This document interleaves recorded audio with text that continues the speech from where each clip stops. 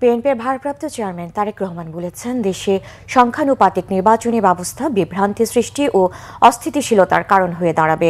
জনগণের ঐক্য চাইলে কোনোভাবেই সংখ্যানুপাতিক নির্বাচনী ব্যবস্থা চালু হওয়া উচিত না বলেও মনে করেন তিনি।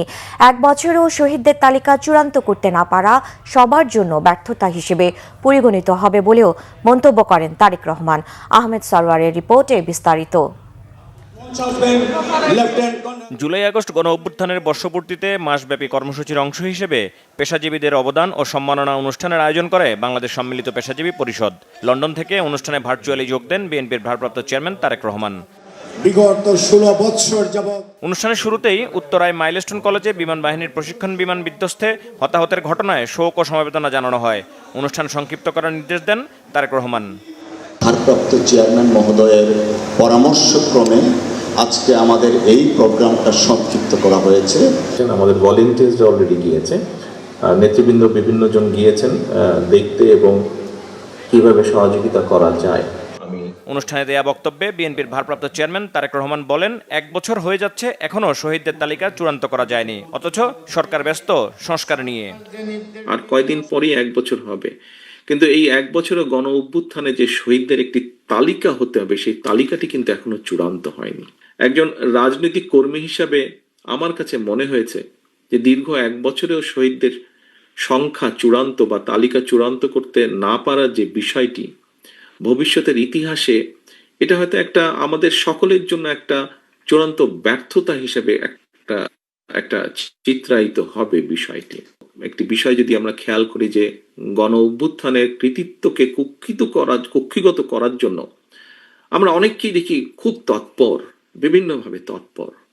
মানে শহীদদের তালিকা তৈরি করার ক্ষেত্রে যদি এই তৎপরতাটা থাকতো, তাহলে হয়তো নিশ্চয়ই আমরা এতদিনের শহীদদের একটা চূড়ান্ত তালিকা তৈরি করতে পারতাম। দেশে সংখ্যানুপাতিক নির্বাচন ব্যবস্থা প্রবর্তনের চেষ্টার সমালোচনা করেন বিএনপির ভারপ্রাপ্ত চেয়ারম্যান। কয়েকটা রাজনৈতিক দল হঠাৎ করে দেশে পিআর বা সংখ্যানুপাতিক নির্বাচনী দাবি করছেন বা দাবিতে সোচ্চার হয়েছেন।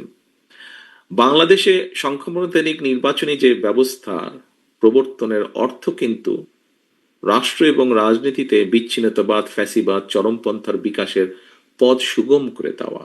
এটা কিন্তু বিভ্রান্তিমূলক সমাজ সৃষ্টি এবং সরকার অস্থিতিশীলতার কারণ হয়ে উঠতে পারে বা উঠবে। বাংলাদেশের প্রেক্ষাপটে দেশের স্বাধীনতা, সার্বভৌমত্ব হুমকির সম্মুখীন হয়ে পড়বে। দেশের জনগণের সুদৃঢ় ঐক্য চাইলে কোনোভাবেই আমরা মনে করি সংখ্যানুপাতিক নির্বাচনী ব্যবস্থা চালু হওয়া উচিত না। এই ধরনের দাবি উত্থাপনের বিষয়টিকে কোন দল গণতান্ত্রিক অধিকার হিসাবে দেখলেও, বিবেচনা করলেও দেশ এবং জনগণের সাথে বিএনপি বাংলাদেশকে সংখ্যানুপাতিক যে পিআর সিস্টেম, এই নির্বাচনী ব্যবস্থার জন্য উপযোগী নয় বলেই আমরা মনে করি। অন্তর্বর্তীকালীন সরকারের ঘাড়ে যারা বন্দুক রেখে সরকারের উপরে নিজেদের খবরদারির বহাল রাখতে চায়, সরকারের উপরে প্রভাব খাটিয়ে বিভিন্নভাবে ফায়দা হাসিল করতে চায় বা নিজেদের আখের গোছাতে চায়, তাদেরকেই আমরা দেখছি জাতীয় নির্বাচন অনুষ্ঠানে কে সুকৌশলে বাধা সৃষ্টি করছে। এটি এখন কথাটি আস্তে আস্তে বিভিন্ন জায়গা থেকে সামনে আসছে। কথা জনগণের রায়ে বিএনপি রাষ্ট্র পরিচালনার দায়িত্ব পেলে গণ অভ্যুত্থানের সকল শহীদদের নামে বিভিন্ন স্থাপনার নামকরণের পরিকল্পনা রয়েছে বলেও জানান তারেক রহমান। এবং প্রতিষ্ঠানের নাম। আহমেদ সরওয়ার, বাংলা ভিশন, ঢাকা।